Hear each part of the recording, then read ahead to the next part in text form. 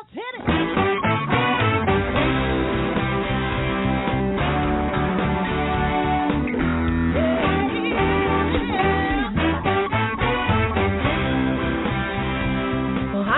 And welcome to Alzheimer Speaks Radio. I'm your host, Lori La Bey, and I'm so excited that you're joining us today. We are going to have a fascinating conversation as usual as we learn from people all around the world at all ages and stages of life. Stay tuned as we shift our dementia care from crisis to comfort. All right, here we go. What you think about, you will bring about.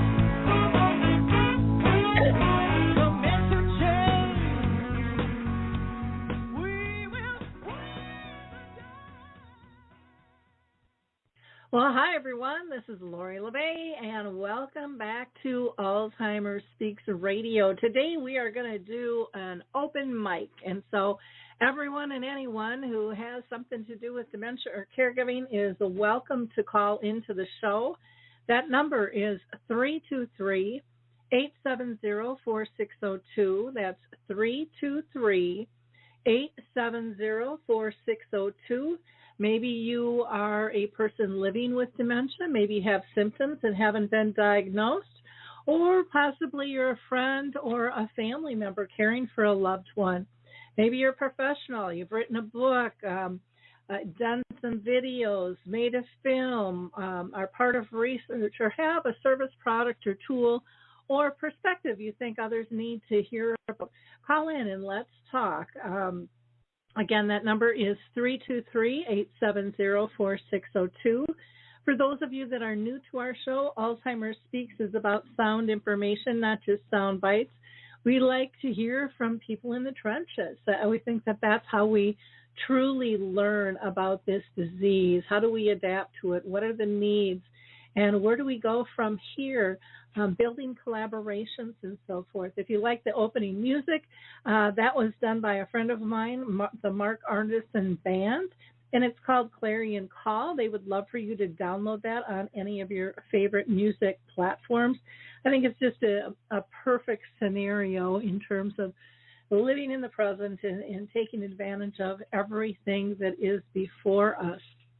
Now, before we get into our discussions, I always like to do a couple of shout-outs. So let me get that out of the way, and then we've got plenty of time. Again, then you can dial in and talk to me.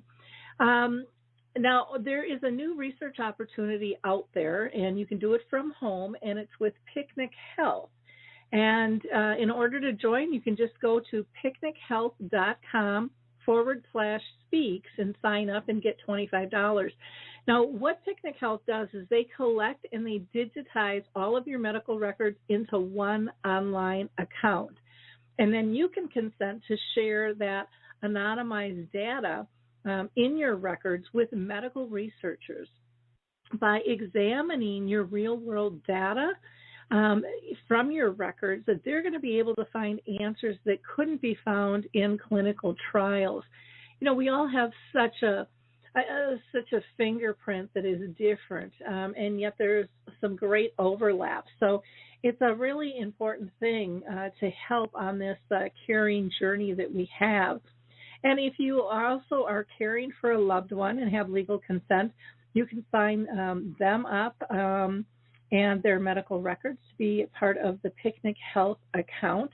Again, just go to picnichealth.com/speaks and get your $25 when you sign up. Now, during this time of COVID and all its variants, support groups, I think, are even more important. People aren't able to get out. I don't know about you guys, but our holiday changed. I know within our family, people were going to gather, and then everybody pretty much got sick or was exposed to somebody who was sick, so that didn't happen. And, even over the weekend and today, I can't tell you how many people I have heard are getting tested, aren't feeling well. So, again, there are virtual support groups that you can be part of. One, for example, that I do is with Arthur Senior Care, and we do a memory cafe the second and the fourth Wednesday of each month at 2 p.m. Eastern, that's 1 Central, noon Mountain Time, and 11 a.m. Pacific Time. But anybody anywhere in the world can join us. You can just reach out to me at radio@Alzheimer Speaks. I can get you that information. And then I do an in-person program for care partners called Connecting with Others. And this week, because of COVID and it's kind of going crazy here in Minnesota, we are also going to do that virtually. And this one is just for the care partners. And so that'll be tomorrow morning at from 10 to 11 a.m. Central Time. And again, you can get a hold of me and I can get you that information. I also wanted to let you know that I partner with Artist Senior Homes, Senior Living, and they just do a fantastic job. If you haven't checked them out, you may want to do so. Pretty much every month they have virtual and some in-person support for people. And so I'm just going to mention two that I am doing for them. One is the Caregiver Survival Camp, and it's talking about realities of dementia and giving you kind of family-friendly tips and tools. That'll be January 11th from 6 to 7 p.m. And then we're doing one for professionals, and that is tools for dementia professionals, understanding and supporting the families we serve. That'll be on Thursday, the 13th from 6 to 7. And you can register by calling them at 240-293-1055. Let me say that again because I screwed it up. 240-293-0155. Again, feel free to call in if there's anything that you would like to talk about. What is on your mind? How did your holidays go? Was there something that you learned through that process? All of those things are important tips for all of us to know. So at this point, I am going to fill some air till we get some call-ins. And one of the things that I do want to talk about is Dementia Map, which is our global resource directory. And, you know, we're really proud of this. We are growing slowly. We would appreciate your word of mouth, passing information on there. On about it, you just go to dementiamap.com. We have 4 different tools that you can use there, and it's free. You do not have to sign up. You don't have to give out any personal information, and best of all, you don't have to remember another dang password. Just go to dementiamap.com. We have a resource directory, and there you can search a variety of ways. So if you like to put in keywords, if you want to search any of our 150 categories, you can do that. If you want to search by location, or if you want to just click on the dots on the map, information will pop up there, as well as down below you can scroll through all the cards. We also have an events calendar and a glossary that we keep building, and a blog with some wonderful, wonderful articles on that. So if you are living with dementia, or a friend or family member, or a professional, this works for all of you. For professionals that have a service, product, or tool that they would like to share, you can sign up. We do have a free listing, or we do have 2 enhanced listings as well that will give you a little bit more marketing and exposure with banner ads and so forth. And what else can I tell you? We've got some great articles in here. In fact, Home Instead just submitted one, and they have 9 tips for keeping someone living with dementia safely at home, and their videos by Dr. Lakeland Hogan, who is a gerontologist and caregiver advocate for Home Instead. And these are really, really helpful tips. So just go to dementiamap.com, click on the blogs, and actually it's the most recent one, so you'll be able to find that very easily. We also have something in there from the Alzheimer's Research Project, and this is really cool. It's about the numeric language of music, and Patty Carlson is, she's just exceptional. She's very renowned as a pianist. She's written scores for movies, and now her purpose is really to test a private research study that she's doing regarding music, and she has been getting some incredible results. So you can sign up for that. You can read more. Again, just go to dementiamap.com, go to the blog, and you will see her little piano logo right there. Click on that, and you can get more information. You'll see a video, and again, it won't cost you a penny to get involved with this. If you don't have a piano at home, you can pick up a keyboard, even a brand new one for $100, $125. So it doesn't have to cost a lot if you don't have a regular piano to go ahead and do this. You'll also find an article on a raised memory cell phone. Cell phones, I know, can be really complicated for people. And, they describe, a lot of different variables that they have to help people. Mary Crisino has a beautiful book called The Planet Alzheimer's Guide, and she is an artist on many levels, and she really has laid out this book really nicely to help engage people through a variety of the arts. And, of course, I have to mention the Alz authors, too. They have a wonderful post there, but they have a fabulous, fabulous website with all kinds of resources for people who care. They have, I believe, over 300 authors now as a collective of the Alz authors. And they have a podcast, they have a blog, but they are just a wealth of information on there. We have coaches like Sue Ryan, and she's a keynote speaker, she's a coach, an educator. She's an author of an absolutely beautiful book, Positively Navigate Your Caregiving Journey. And she's just such a sweet, sweet soul. And, of course, then there is Dementia Together, which is, to me, one of the most outstanding dementia-friendly communities in the United States. They're doing some really cool things. They've figured out how to get resources into doctors' hands, which is a huge need and really hasn't been addressed. And we really need to get this done. People, upon diagnosis, need to know where to go, and we are still lacking in that. And that has not changed since, my mom's been gone since 2014, and she lived with the disease for 30 years. So, that's almost 40 years. Nothing's changed much in terms of the doctor's offices.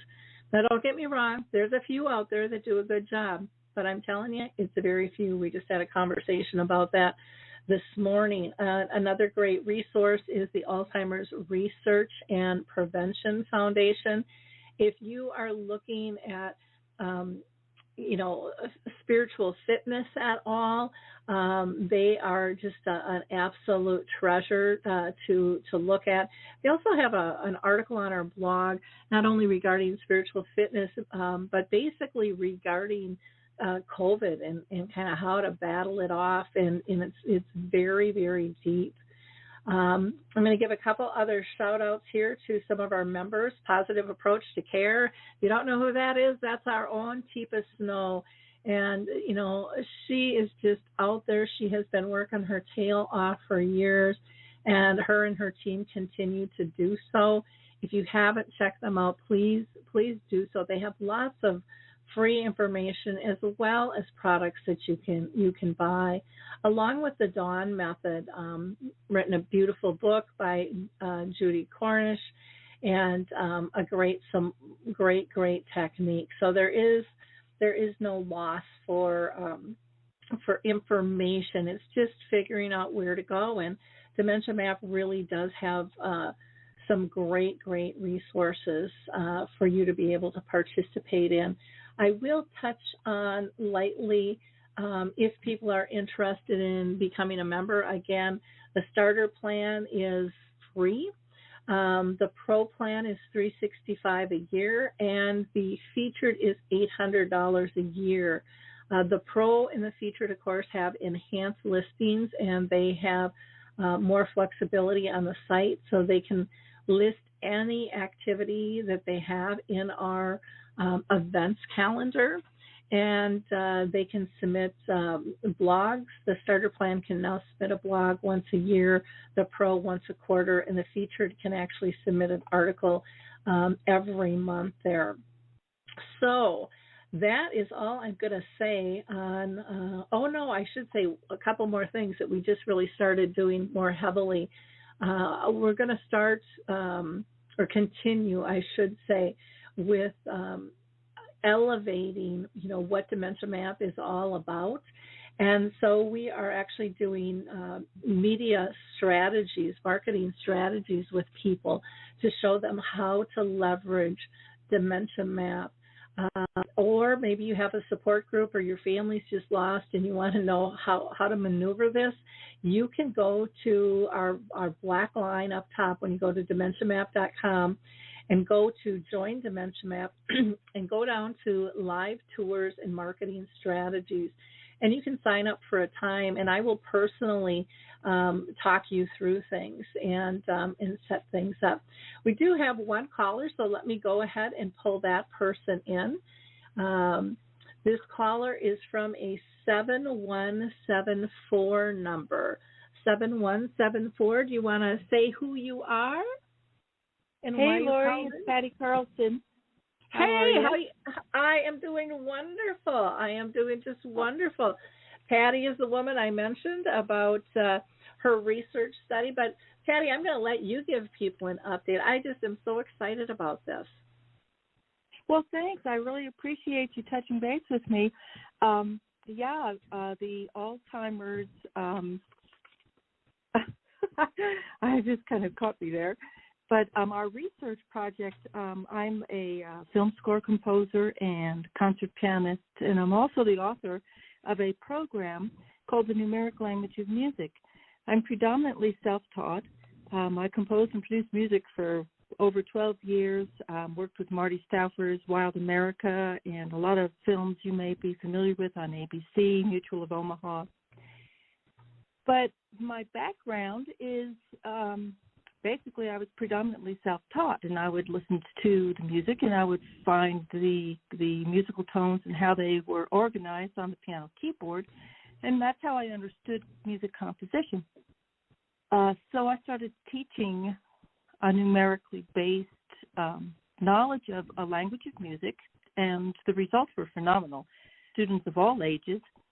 But what we found out, secondarily, all of a sudden we were having reports of children's math, science, and reading grades just accelerating, I don't want to say abnormally, but certainly beyond any possible expectations, because they were going from D's and failing in math, reading, and science to 98 and 100% within approximately 5 weeks to a couple of months. And I thought at the time, well, this is kind of in line with what, a lot of research people said about the study of music, except that they were studying a completely different program. And I was kind of curious, why what I was teaching was producing this versus conventional music education. So I really kind of dug into learning conventional music education's teaching, and I compared it to what, how I understood music, and the programs were so completely different that I applied for and was granted a patent for a different method of conveying music information. So moving on from that, other things started occurring, and I came to the realization that it wasn't the people or the students playing and creating music over a certain length of time, that changes were happening when I first introduced the information, very simplistic music information. And one woman who had never been able to had never been able to do math from the time she was 8. She was in her mid-30s, and she wanted to get long distance a course, and she couldn't pass the course because she couldn't do her algebra. And I showed her just the basic information, just the fundamentals, and 2 weeks later she had 100% on her math test. So she hadn't really played very much. And that kind of told me that something was going on with accelerating the cognitive abilities of a person's brain just by introducing these numeric sequences, these tonal sequences on the piano keyboard. And that was the point where I started looking into neuroscientists and what they were saying about the brain and music. And there was a neuroscientist out of UC San Diego, and he said that if there is a language organ, it's probably the brain.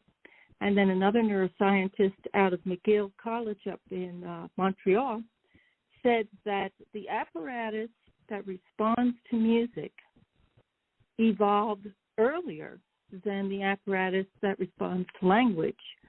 And when I saw that information, I thought, well, the numeric language of music could be the innate inherent language of the human brain. Maybe it's code. And I went to an assisted living center and presented my concept, my ideas, and asked if anybody would volunteer. And so there was an advanced Alzheimer's person, and the mother, she was the mother of the brain injury and cognitive rehab specialist that was the resident specialist at the assisted living center. 30 days, well, I guess just after a week of introducing the information to her, she started to basically, all the symptoms started reversing. First, she was, when I met her, she had like a 3-minute memory retention, and she couldn't kind of get the food to her mouth. And so, this is my experience, my first experience really one-on-one with somebody with Alzheimer's. But I started showing her, and she couldn't play. She was in a wheelchair. And I took her fingers and I placed them on the musical tones in the order they were supposed to be played as far as the program is concerned, introducing this information. Sessions, 1 hour a week. On the second session, I said to her, the second session in the first week, I said, Ruth, I'm sorry, I need to get a chair because I'm hurting my back. And the following week, halfway through the session, and this is just the second week of introducing this information, Ruth said to me, Patty, do you need to go get a chair so you don't hurt your back? And I was stunned. I was like, oh, great. Sure, thanks. But then she started being able to feed herself, and within 30 days, she was talking to other people. She was having social conversations with them, and the people were telling her daughter, your mom's speaking to me. I can't believe it. She hadn't, in the whole time, she's having conversations. She said hello to me, and she started participating in phys ed classes. She didn't, she was moving her legs along with everybody else, but you could really see a real reversal of the symptoms. I worked with I worked with Ruth, and so that was within 30 days. She was really back almost 100%. I worked with the Parkinson's, with advanced Parkinson's, and her name is Barbara, and she, in 90 days, I guess it was, she started showing improvements basically within the first 30 days. Her ability to feed herself, the shaking was slowing down. In fact, the shaking basically stopped. But wow. The most remarkable. I said, "Wow, it's just incredible, the results." Oh, the thing that really struck me is that in 3 months' time, working with her twice a week, I really could not understand her speech. It was compromised, I guess would be the best word. And I really liked Barbara, and I did most of the time. Sometimes I could understand her, but for the most part, like after trying, I just had to say, I'm sorry, I don't understand what you're saying. Mm-hmm. But 90 days, about 3 months later, I walked into the room, and this is from the last session I was there. A couple of days later, I walked in the room, and she spoke perfectly. There was no indication that this woman had ever had a speech impediment at all. Amazing. And that lined up that lined up with what I was seeing with the kids with ADD and ADHD and Asperger's. Sometimes it was, within 5 weeks, the symptoms just disappeared. Especially this one little girl with Asperger's, she wouldn't touch anybody. She didn't want anybody touching her. Her greatest affection she had for her grandmother would be to just bump her with her elbow. The third or the fourth session, I can't remember which, but she came running across the room, threw herself in my arms, wrapped her arms around my neck and her knees around my hips, and just hugged me so tight. And the grandmother started crying. These changes are related to the tonal sequencing that I'm teaching in this language. And my suspicion is that music is actually the innate inherent language of the human brain, but it wasn't seen mathematically. In fact, the mathematics of conventional music education curriculum are compromised. They're inaccurate. And as we know about math, and if you're going to send a rocket up to space, your math has to be correct. Yep. It has to be accurate. For sure. Well, Patty, how do people get a hold of you? What's the best way? On your dementia maps, okay, you can look it up. There's a lot of information. I've started the Alzheimer's research project.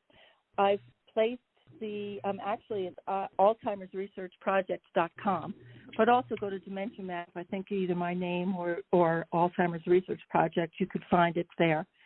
There's a link to the website, and on the website is the program. Now, I only produced the program for somebody who needed assisted living help. In other words, you would take the caregiver would take their fingers and put them through the numeric sequences in the way I direct them. It's a little video. It's a 20-minute video. Anybody can do this program. A lot of people are concerned about, I don't know anything about piano. You don't have to know anything at all. I give specific directions, very clear. It's easy. It is so easy to do. But the one thing I did want to say is that we're preparing another video for anybody who is in early diagnosis or even mid-diagnosis that is still capable of understanding the directions themselves and can do it themselves. And I would highly recommend that you come back to the site, in a week or so, because I'm producing this for anybody who's been diagnosed with Parkinson's or Alzheimer's, for them to, get on the program. I've seen such remarkable changes, and we're testing this program with the general public to find out if I'm right. It can't possibly just be me doing this. It's got to be the information. Mm-hmm. Well, wonderful. So, again, you can go to Dementia Map and then just put in Alzheimer's with an apostrophe research project, and she will pop up if you put that in as a keyword. That's probably the easiest route to find her. And or I'm sure you can Google the Alzheimer's Research Project too, but there might be a few of those that pop up. All in all, or just put in her name, Patty Carlson, and that's Patty with a Y. Patty, thank you so much for your time and calling in today. I really am looking forward to watching this grow. And as we were talking, I was thinking I have to hook you up with Julio with the Parkinson's group on Facebook.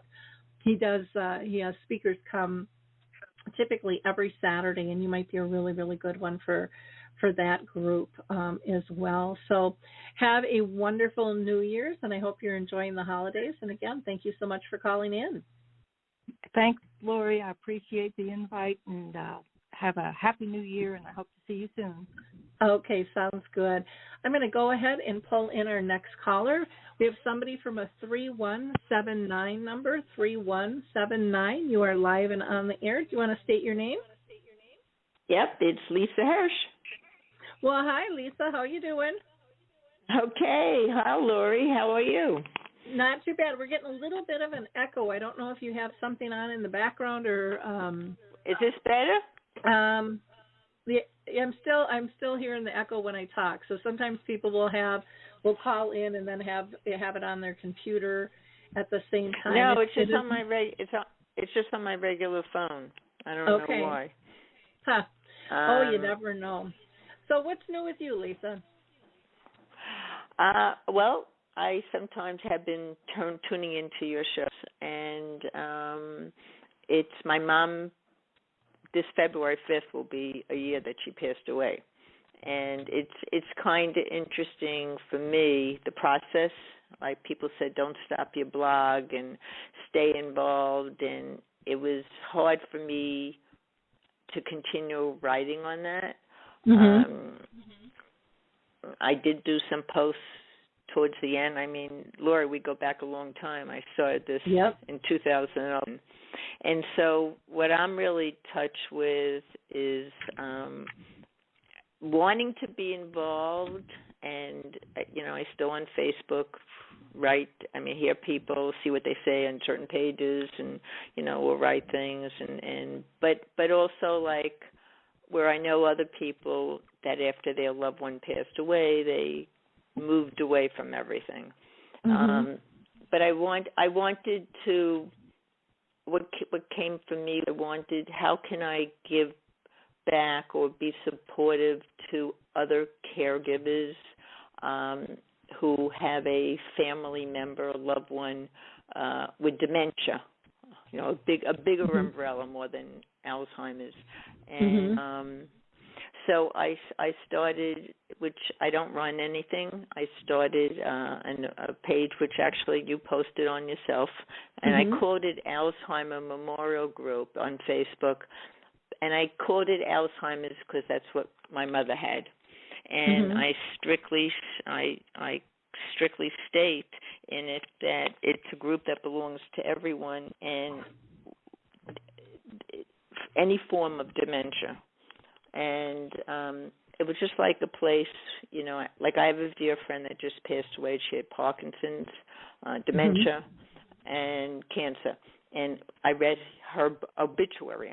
She, and it's like someone, when they pass away, a lot of times people put in a obituary or something in a newspaper. And so I just wanted a place where, unless Facebook closes it down, that people can put a tribute to their loved one, and if they want some pictures, and just a safe place to keep not their memory alive, because their memory, mom's memory is always with me. I don't need, and so that's what, for me, and like I said, I don't do anything other than if someone puts something on it inappropriate, take it off and block them. It's nothing for me to be, of course for me, when I read what someone writes, I make a comment like other people do. So that's, it's we all handle what we've gone through differently, but for me, it just like keeps me with all the people that were real supportive to me through the years, especially you, involved in my way. Well, I love that you created that page, and again, it was called Alzheimer's Memorial Group, because people are lost. How do you tell people about that? How do you, how do you announce that? How do you validate that that's what you're going through in your life, and everybody on that page understands that your life has kind of got turned upside down again, just like it did when Alzheimer's or another form of dementia knocks on your door. Yep. And there's this loss, there's this grief, there's who the hell am I again, that you're going through, and just trying to figure out the world. And so, and to let people be able to honor their loved one.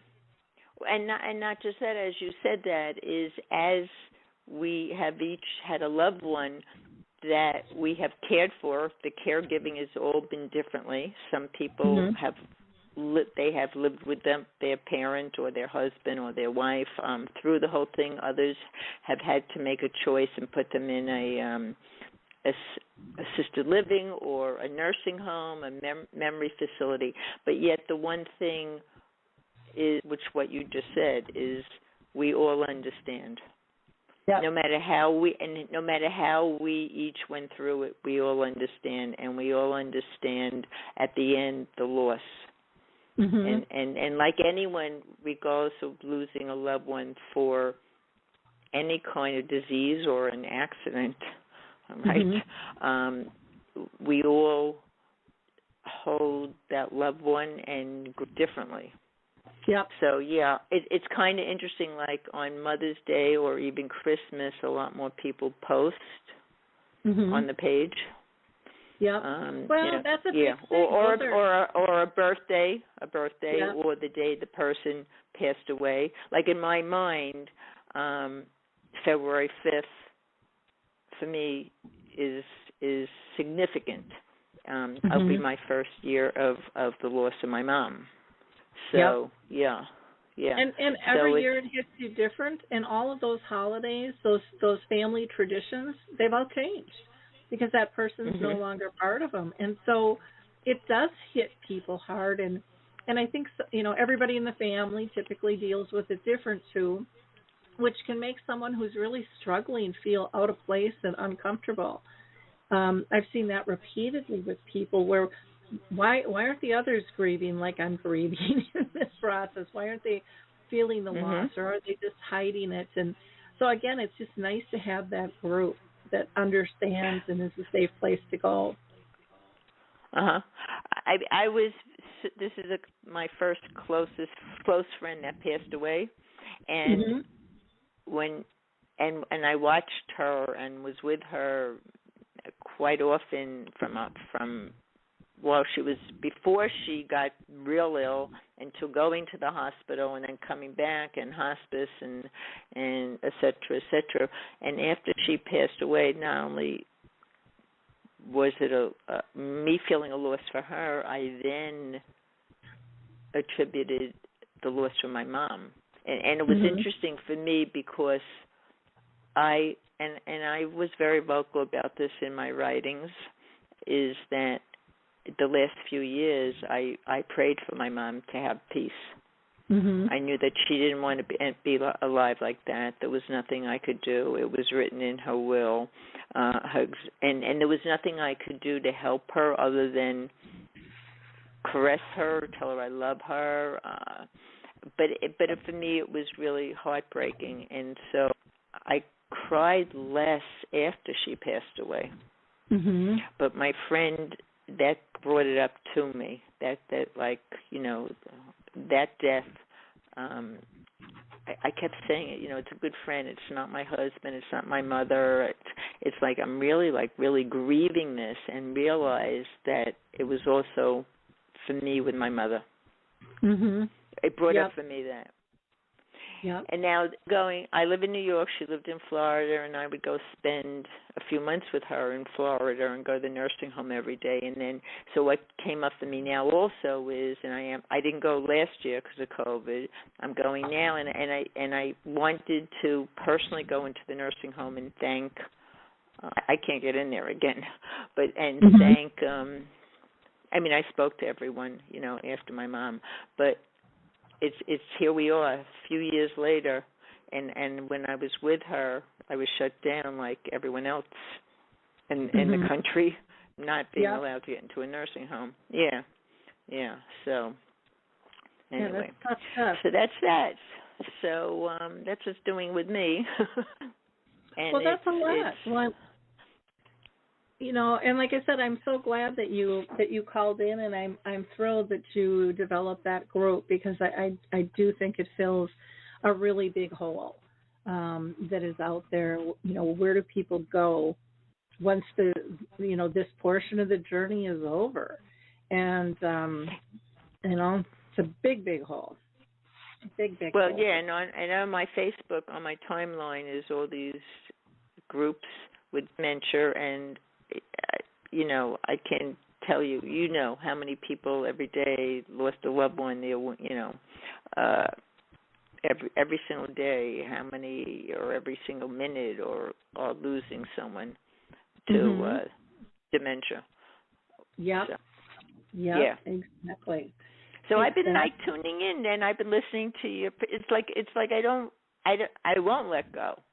and I'm drawn to it, and it's still my biggest cause. Whether for me it's like donating.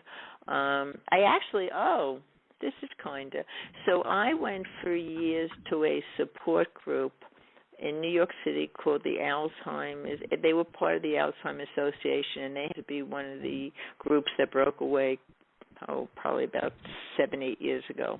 And they were so supportive, and they had all these different programs, and they're still wonderful. And if anyone lives in New York, it's called Caring Kind. So at the time that I went there, I wanted to become a support group leader. And they told me that I couldn't do it because I had to have a loved one who had passed away 2 years prior. Anyway, I was watching on Facebook. They did their first walk again since COVID, and I caught it on Facebook. And I was just like, I called them, and so now I'm supposed to get trained to be a support group leader for caregivers this summer. Nice. Right now it's on Zoom, and I don't care which way. So, but I had to wait for that program. So it's a long way off, and I hope it happens. I mean, I'm certainly, who knows? Everything in life is day to day. So I'm actually pretty excited about that, and that's another way for me to involved and give back. And, yeah, we have to have you give a plug for your books too. Oh, my book. Okay. So, but my book is a different kind of book. I never ever gave anyone advice how to be a caregiver, but it's really documenting my journey with my mom through the years and how my love changed, or I fell in love with my mother unconditionally in a beautiful way. And so anyway, so that is called Alzheimer's, My Mom, My Hero. It's on Amazon, and it's in all the different forms. And then I did a letter to my mom, and those are my 2 books on Amazon. But the Alzheimer's Memorial page on Facebook, it's for all dementias. If anyone wants to post a picture or just a tribute, a memory, it's a place, like I said, unless Facebook takes it down, it's just, there. Yeah.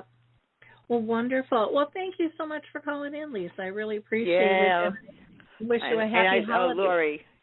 Yeah, I know that I make I make comments on your thing, and you're the best. You're best. You're wonderful. You're inspiring. You have done so much for, I'm going to say, the world. It's bigger than dementia. Thank you. It's who you are. Yep.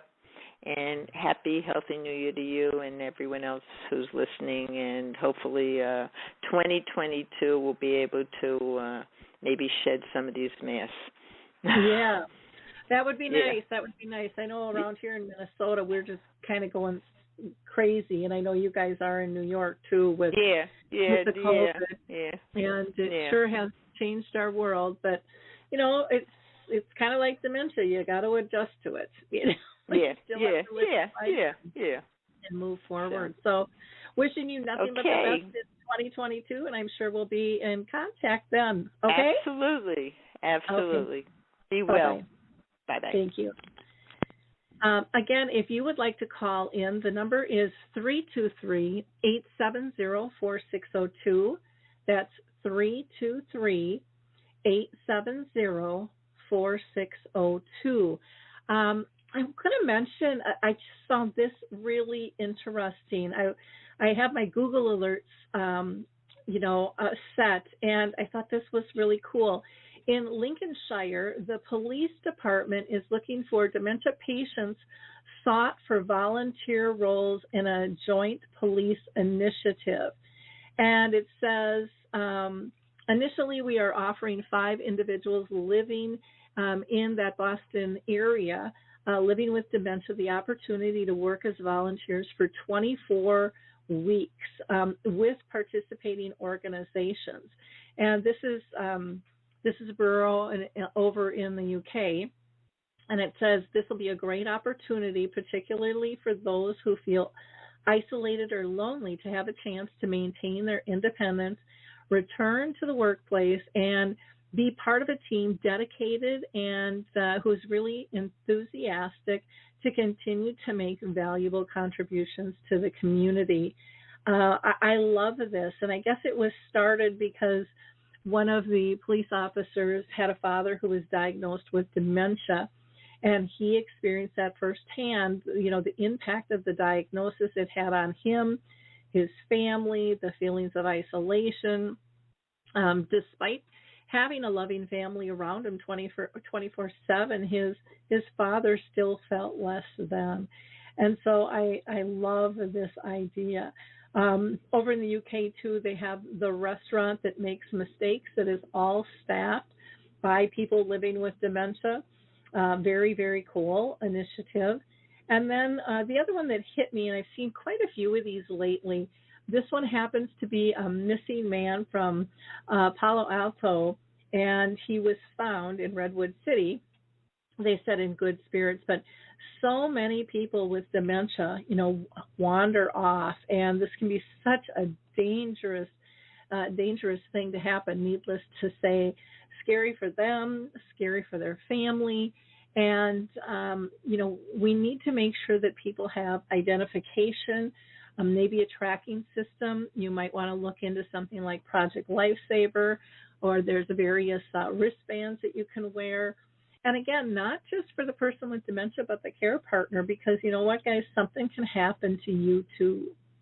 And if something happens to you and you're caring for someone with dementia, the authorities need to know that person needs to be safe, and who should they contact next. So there are wristbands that have like USB drives on them that you can have all that information, and EMTs and police can just plug that in and get that information. Also, when you both wear a bracelet like that, it is helpful because it lessens the person feeling, living with dementia, feeling like, oh, it's all about them again and they're less than. This says, hey, something can happen to me, but something can happen to you too. And it kind of evens out that playing field, which I think is very, very important for us to realize. I do want to give a shout out to the Memory Cafe directory. I forgot to mention them earlier. The memorycafedirectory.com. You can go there. You can find over 1,000 different memory cafes. For those of you that don't know what they are a support group. I hate to even call them that. They're a gathering of people with dementia and their care partners, which allows them to have a peer group again. They laugh, they cry together, some have entertainment. Each one is a little bit different, but check out the memorycafedirectory.com. And if you're interested in developing one and would like a little guidance, feel free to reach out to me. I consult with people all the time on getting these started. You can just email me at radio@alzheimersspeaks.com, radio@alzheimersspeaks.com. I'm also on Facebook under Lori La Bey or Alzheimer Speaks, or I've got a variety of pages there. But excuse me, but typically email is best for me to connect with. Let's see, tomorrow we are going to launch our second piece for the Dementia and Arts educational panels, and I thought we would do one a quarter, and what I found out was that we have people all around the world that can't always make our time. So I interviewed 3 more people from around the world. One was in Africa, I think Canada, and I want to say Australia, and they're going to talk about jewelry and painting and diamond art, and I think you'll find it fascinating what they do, why they do it, and how it makes them feel. We also discuss on these about how do we get this art out? There's so many places that have great wall space and lighting. How do we get it displayed so that more people understand that somebody living with dementia can still participate at this level? And many times when somebody wants to display something, the burden is put on the person with dementia to pack it up and ship it and cover the costs and send it back. And And I'm telling you guys, that's not realistic and it's not fair. So, hospitals, clinics, adult day, living communities, community centers, city halls, all of that, libraries, those are things that you could work with within your community and help fray some of that cost, especially if it's local, and tap in and really help raise awareness on the beauty and the contribution that people can make.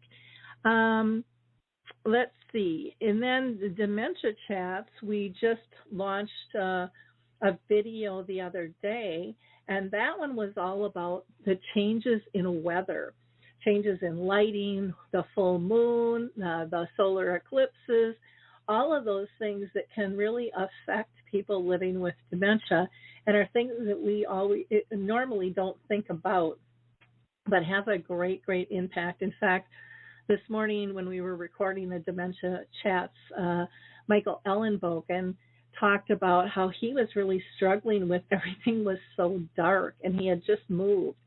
And he said, my other house didn't have this many windows, so the darkness didn't affect me because the house was lit up. He's like, but our new house is all windows. He said, and I was going to bed at 5:30 at night. And so he got some LED lights and put them throughout his house, and he's learned that he has to kind of turn those down or dim those down about an hour before he's ready to go to bed, and he's not affected. He doesn't get so tired and disoriented by having those LED lights going. So again, there's so much we can learn from people with dementia. So feel free to go to alzheimerspeaks.com. You can go to our YouTube channel as well. We have a lot of different playlists. So some of our radio shows are on YouTube. We have our dementia chats, which is a panel of people with dementia that, speak about different topics, the needs, what's working, what's not. And then we just launched the Dementia and the Arts educational panel that you can find there too. I have done some tips, so dementia quick tips are on there, all kinds of wonderful, wonderful resources that are all free. Before we wrap up here, I'm just going to highlight some of our recent shows for a couple of reasons. One, to show you the variety of people that we interview on the show. Again, you can be somebody living with a dementia diagnosis. You could be a family member or friend. You could be a business professional, a researcher, a movie director, a singer-songwriter, an author, someone who is an entrepreneur with a product, maybe someone who has a home care or a therapist. The list is endless. We've had kids on the show making a difference, advocates of all different sorts, organizations large and small. We believe here that everyone's voice should have a right to be heard. And all I ask on Alzheimer Speaks is that we have a respectful conversation. We don't always have to agree. The topics are specific to dementia and caregiving, needless to say. But here are just a list of, just in the last couple of months, who we've had on the show. Cindy Weinstein and neurologist Dr. Bruce Miller. We have had Peter Whitehouse and Dr. Daniel George. They have written, several books on dementia that are just spot on. And, they call a spade and what they would like to see as far as changes in the industry. Eli Caspi was on. He has written a book about resident-to-resident injuries, and he's a behavioral specialist, which was fascinating. There is a new app called Circle of, which is all about connecting to services, products, and tools as well on this app. We had Beth Saunders on with Life Bio, who has some great tools to get someone's story out of them so that you don't lose that family history at all. President Ronald Reagan's daughter was on, Patty Davis. She has a new book out that was fantastic. I've replayed her show a couple of times because she's just it just phrases things beautifully, has a good understanding, big and small picture of the disease, how it affects the person with dementia, family members. We had John Alunadas. I'm going to screw up his name. I'll say John, and I'm just going to leave it at that. But he is part of a baseball program that is really cool. It's kind of like a memory cafe where they get together, but they bring bats and balls and they share stories all about baseball and history of the players, which is really neat. And that is something free people can participate in. We had Wendy Brown, who is a death doula.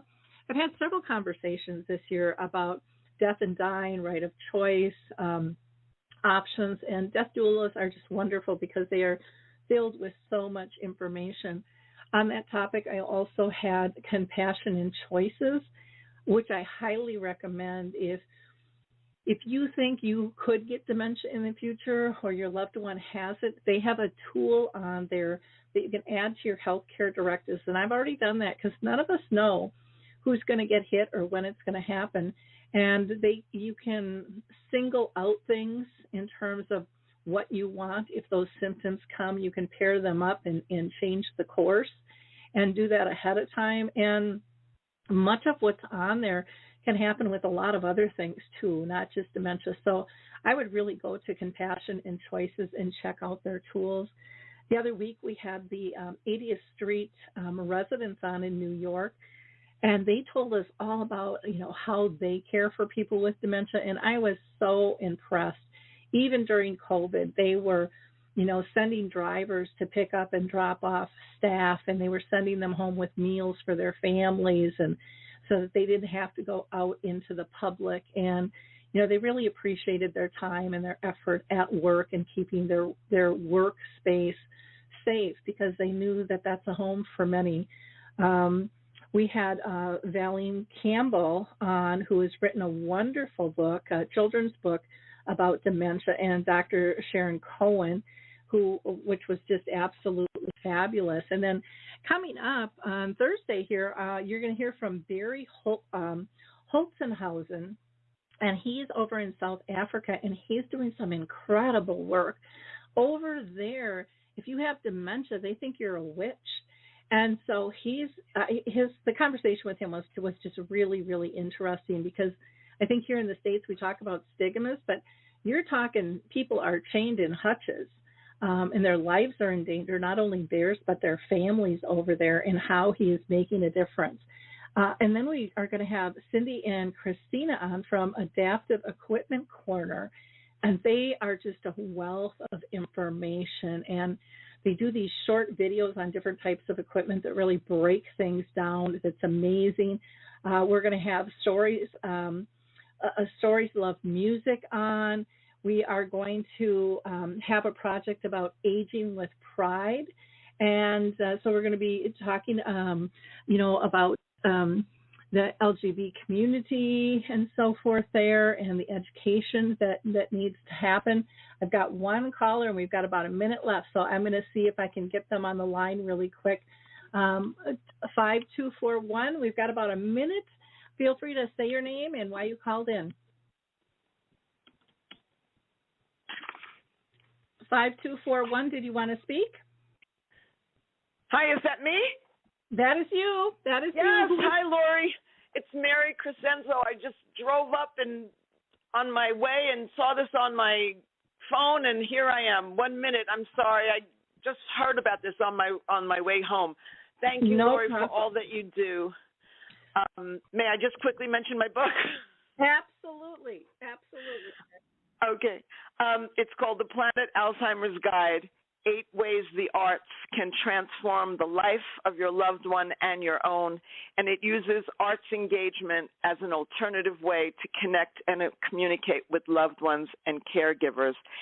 And Lori, I want to thank you for allowing me to do this and also allowing me to be the co-facilitator on your international artist panel program that is going to run quarterly. Thank you for all that you do. And I'm sorry I missed all of this, but I'm happy to be here. Hi, everybody. Well, let your creative spirit soar. Thank you, Mary. I'm glad you were able to call in for our listeners and for Mary. Everything is archived, so you can go back and listen. I will. I feel so honored to be in this position to connect people to services, products, and tools. Have a fabulous, fabulous New Year, and we will talk soon. Bye now. Same to you. Happy New Year, everybody. Bye-bye.